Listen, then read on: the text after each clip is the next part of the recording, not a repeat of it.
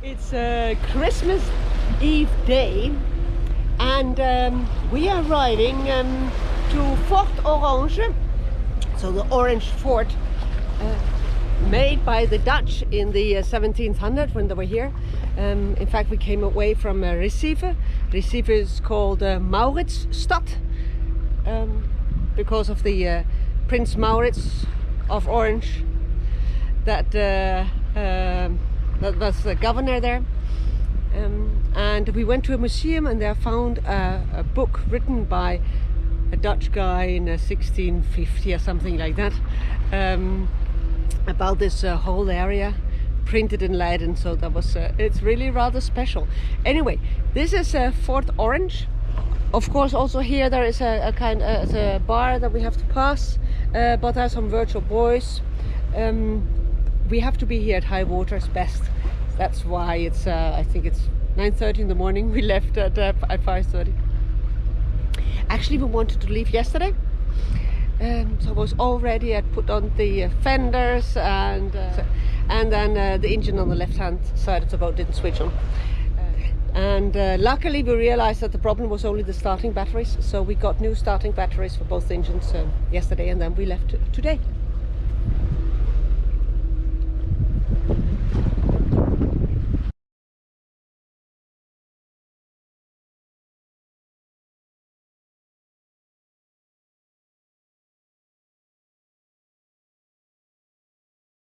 So my Fort Orange, my orange fort, because it dates back to the second invasion of the Dutch, 1600 something, and it's low water now.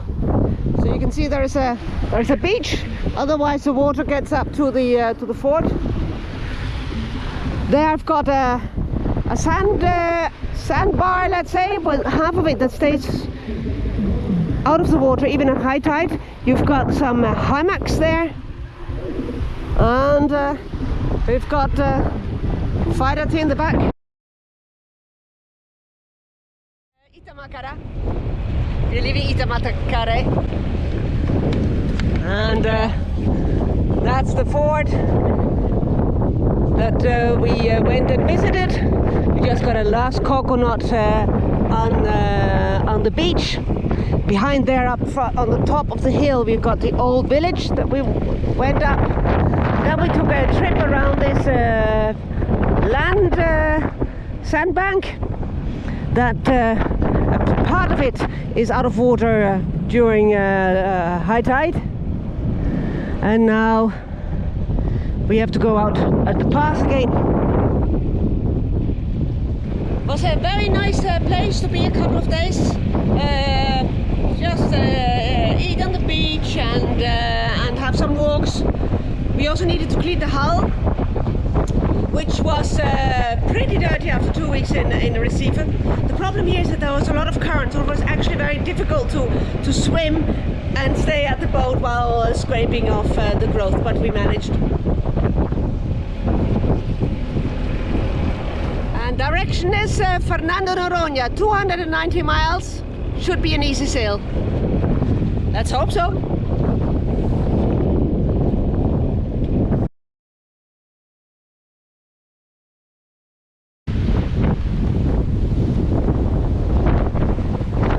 It's close to sunset, and we are arriving at Fernando de Noronha. It's not been a very pleasant trip. I've got waves from the north, from the south, and from the east. So the kitchen was closed. There's quite a lot of wind. We have now a double reefed main. We started off with one reef, and then this morning we took a second reef. It's probably been the fastest trip ever. An average, I think, of 9.5 knots. So, well, uncomfortable, but fast.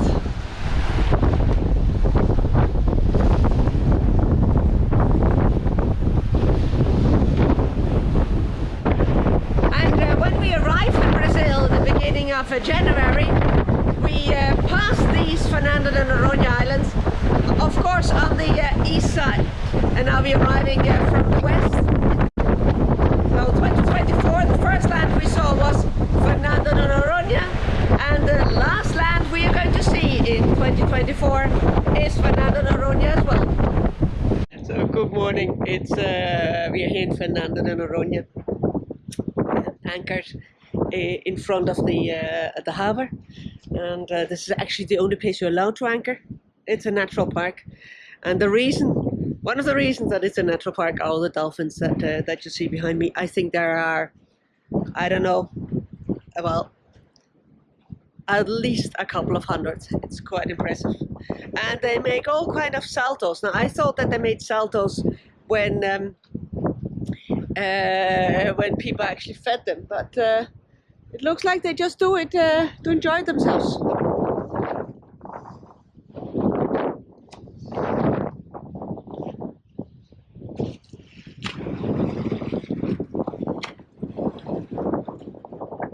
Wow, that was 3 times full roll.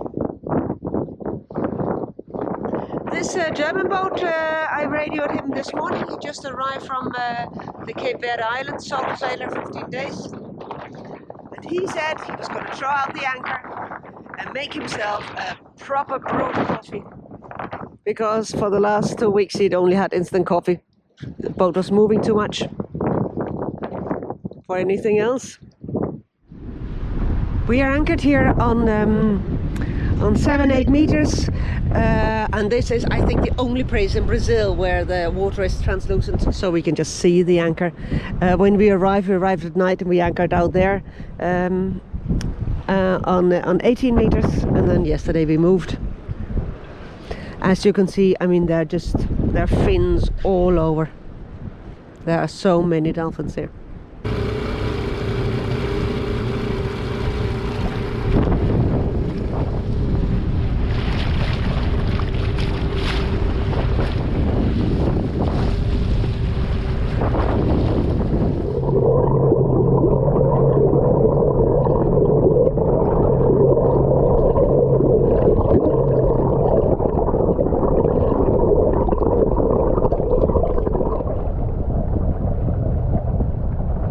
No sabía.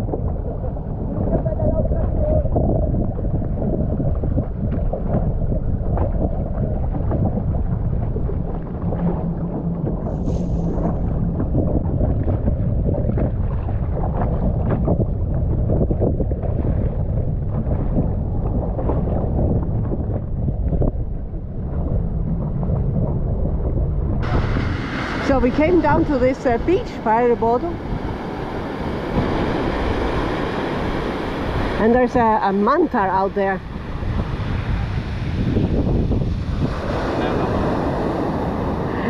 Come? Stingray.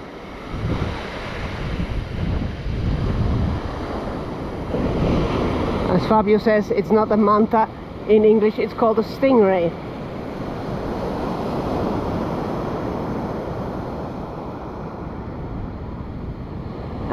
And this is so we're on the beach, we are on the north coast, so we're going to take this one and the next one.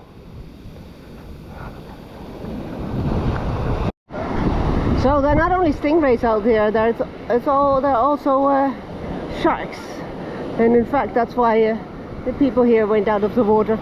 There's a limão shark apparently around. That's the green one.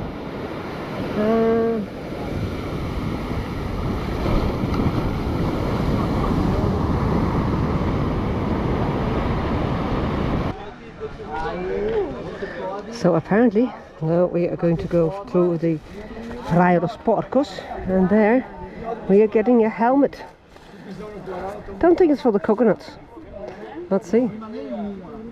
So there we go, and apparently we are going to have a small swim there, and then we're going to continue up on the other side in this Praia dos Porcos. And the guy just explained that there is a test here for whether or not there are sharks in the water, and the test is you are putting the your hand in the water, and if it comes out wet, that means they're sharks.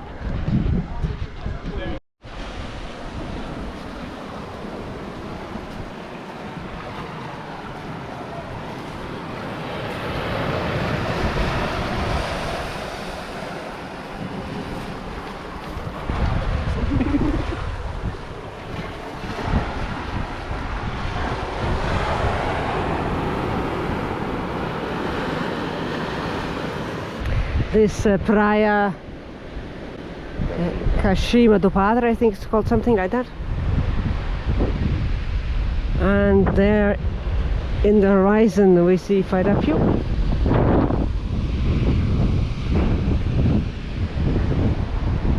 And down there is the Praia dos Porcos where we swam.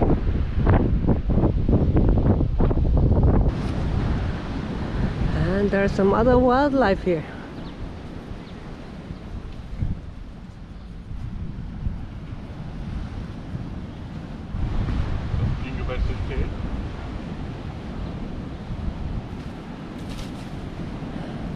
It runs fast.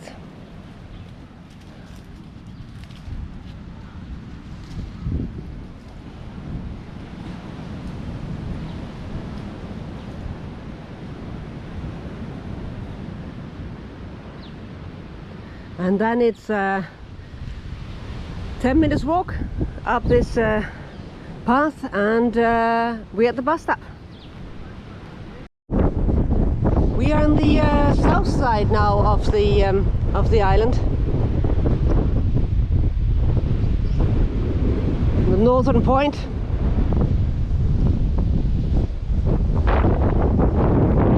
And here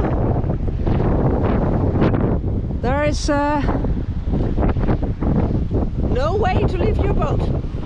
So we're trying to go down to this beach, and then on the other side of the land you can see Forte for anchor. There is a little shark.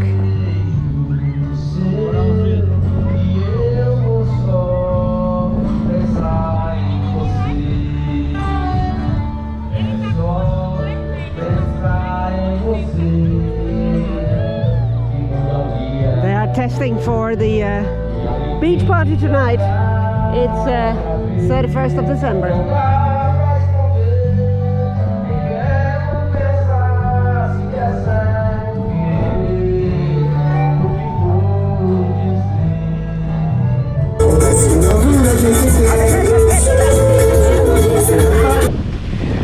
Bye bye Fernando de Noronha.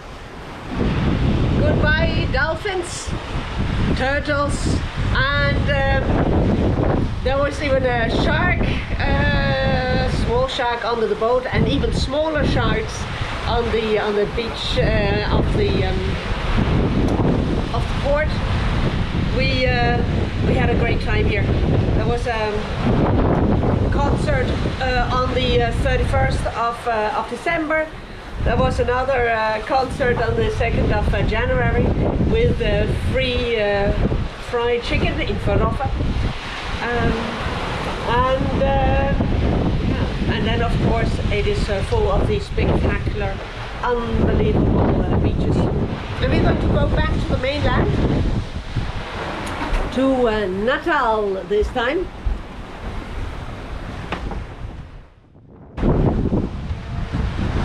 Probably going to have a rather fast transit.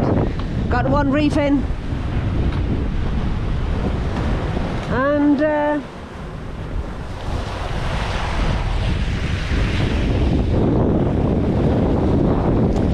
beautiful island.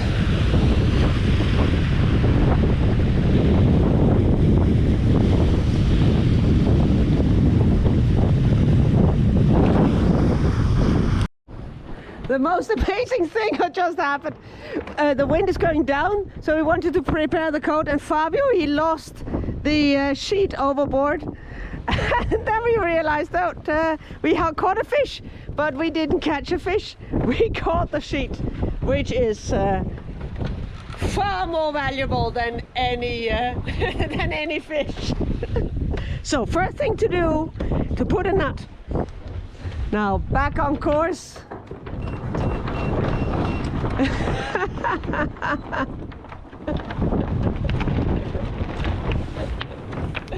Sometimes one can be very lucky. And in all this, of course, the sun went down. We're arriving in Natal.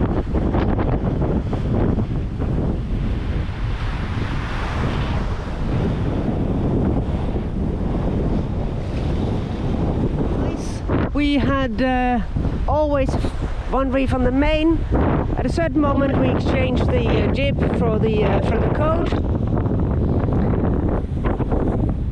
And the sea conditions are absolutely perfect. So while the trip to Fernando de Noronha was fast as well, faster actually, and it was very uncomfortable, and this was just perfect.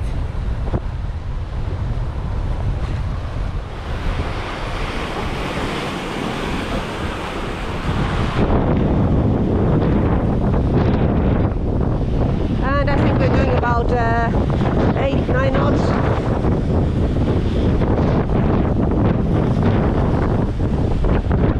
Here in the end we've got some current against actually. Oh, we are doing 10 knots. The wind the wind increased to 20.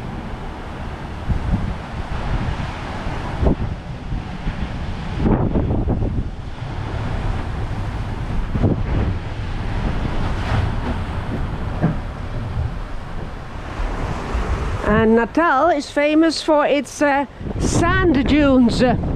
Apparently, one of the cool things to do is to go on a buggy and go up and down the sand dunes. And while we are arriving here in Natal, I got a message from our good Dutch friend Hugo on board Pinta.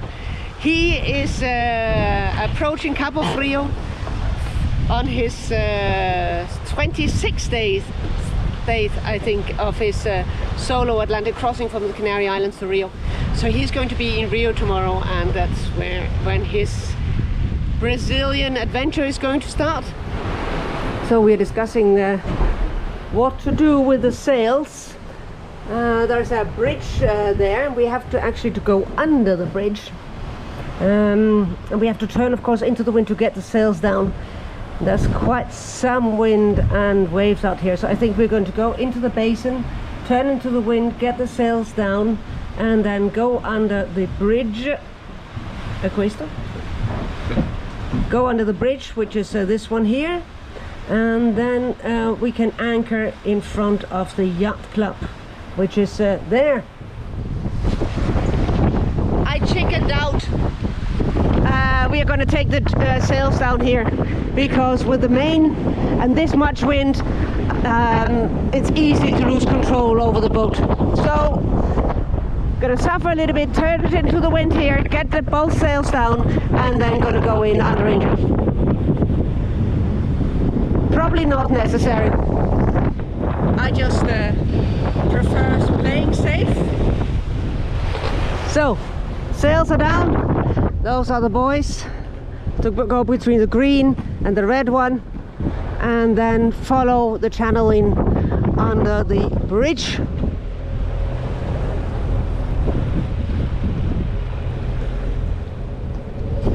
I've got 2 knots of current offsetting me like this, so we're going to stay a little bit close to the green one.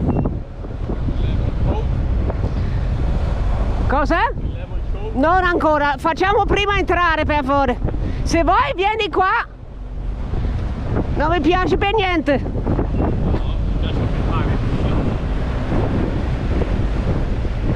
Allora non so quanto possiamo andare a sinistra. Tieniti bene a destra, a sinistra, perché abbiamo parecchio corrente, Fabio.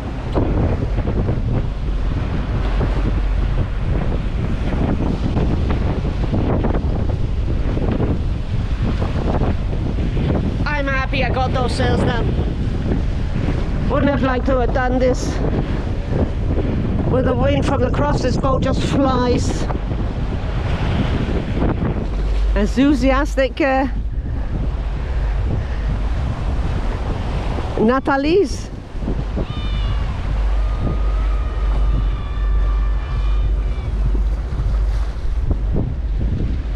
This is where we, of course, could have taken the sails down as well, but I would have been coming in here with 12 knots of speed, and I don't know.